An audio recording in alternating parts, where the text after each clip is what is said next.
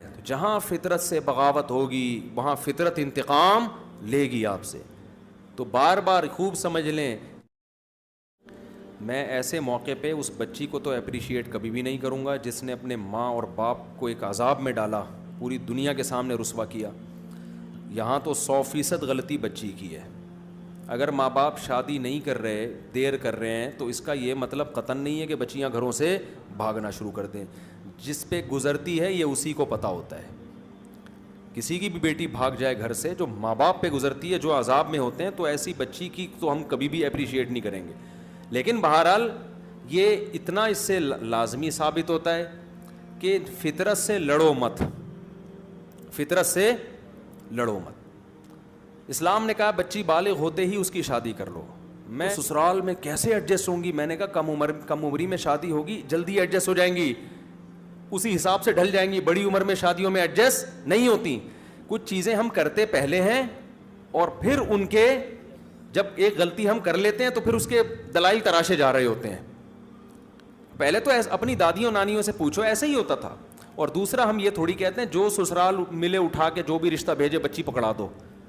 آپ بھی تو دیکھو گے بھائی یہ بچی ہے, اس پہ سسرال میں اس کی عمر سے زیادہ بوجھ نہ پڑے, یہ دیکھ کے کرو. اگر رشتہ اچھا مل جاتا ہے, اگر نہیں ملتا آپ سمجھتے ہو سسرال اس کو ٹینشن دے گا تو نہیں کرو.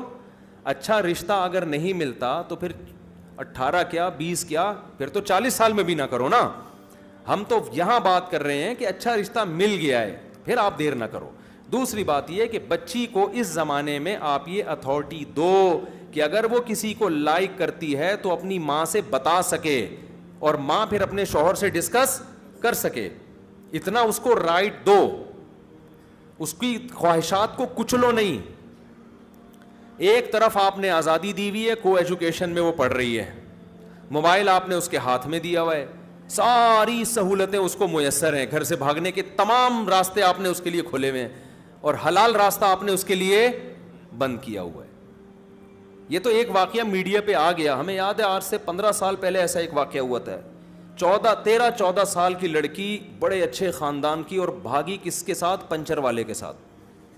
میں پنچر والوں کو برا نہیں کہتا, لیکن نکاح میں بہرحال کفوف بھی تو دیکھا جاتا ہے نا.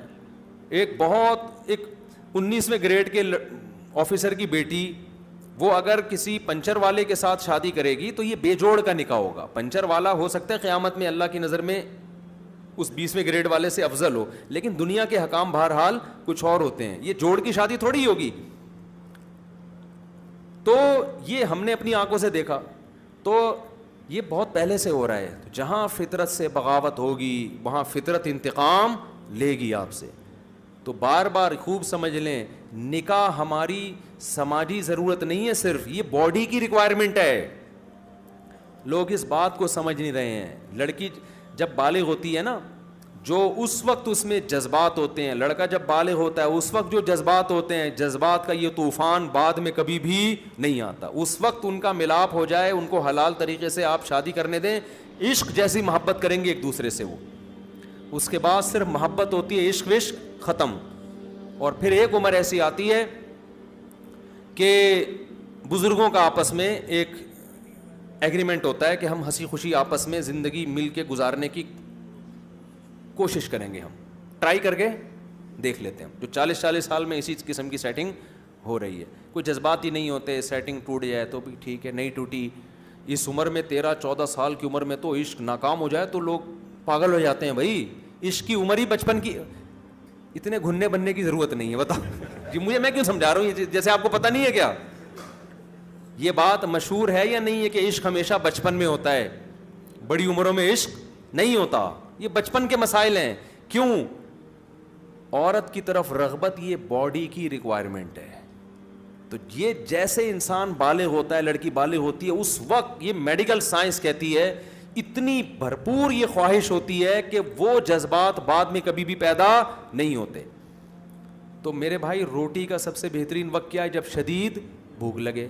تو شادی کا بھی سب سے بہترین وقت وہی ہے جب شادی کی سب سے زیادہ خواہش ہو. تو ماں باپ کو چاہیے خود ہی کر دیا کریں. اور عقل مند ماں باپ الحمدللہ ایسے حالات واقعات دیکھ کے ان کو عبرت حاصل ہو رہی. ان کی بچیاں بالغ ہوتی ہیں, وہ کہتے ہیں کہ مجھ سے کہہ رہے ہوتے ہیں مفتی صاحب کوئی اچھا مناسب رشتہ ہو. مجھے خوشی ہوتی ہے کہ یار تھوڑا سا یہ ٹرینڈ الحمدللہ چل پڑا ہے کہ بھئی بچی بالغ ہو گئی ہے, ہم چاہتے ہیں کوئی مناسب. اصل میں پرابلم ساری پتہ ہے کیا ہے, مناسب رشتے نہیں مل رہے, ورنہ ماں باپ کر دیں. ان کو ڈر ہوتا ہے بچی چھوٹی ہے, یہ سسرال جا کے اس کا قیمہ نہ بنا دے, کہیں ساسیں کچل کے نہ کھا جائیں اس کو, ٹینشن دے دے کے, یہ ڈر ہوتا ہے بہرحال. تو ساس کو بھی چاہیے دل بڑا کرے, بھائی بچی ہے اس کو بچوں کے حساب سے ہی ہم نے لے کے چلنا ہے, آرام آرام سے اس کو اپنے خاندان کے لحاظ سے ایڈجسٹ کرنا ہے. تو اگر یہ چیز معاشرے میں ہوگی تو ایسے واقعات نہیں ہوں گے. اچھا اس میں ایک غلط چیز یہ بھی سامنے آئی ہے, جب یہ میڈیا پہ خبر چلی ہے تو اس میں یہ بتایا گیا کہ مسجد کے امام کو کہا گیا کہ اس بچی کے بارے میں گمشدگی کا اعلان کریں, تو اس نے کہا یہ بچی شیعہ ہے, نام سے لگ رہا ہے, تو میں اعلان نہیں کروں گا. یہ بہت بددیانتی ہے. میں یقین سے کہہ سکتا ہوں امام نے ایسا نہیں کیا ہوگا, ہم اماموں کو جانتے ہیں. کوئی فرقہ واریت اتنے عروج پہ نہیں پہنچی ہے. میں کہتا ہوں کوئی قادیانی کی بچی بھی گم جائے گی نا تو بھی اعلان کر دے گا مسجد کا امام. کوئی عیسائی کی بچی بھی گھومے گی, ایسا نہیں ہوتا. آپ روڈ پہ جب کوئی مر رہا ہوتا ہے تو آپ یہ دیکھتے ہو کہ قادیانی ہے تو مرنے دو, شیعہ ہے تو,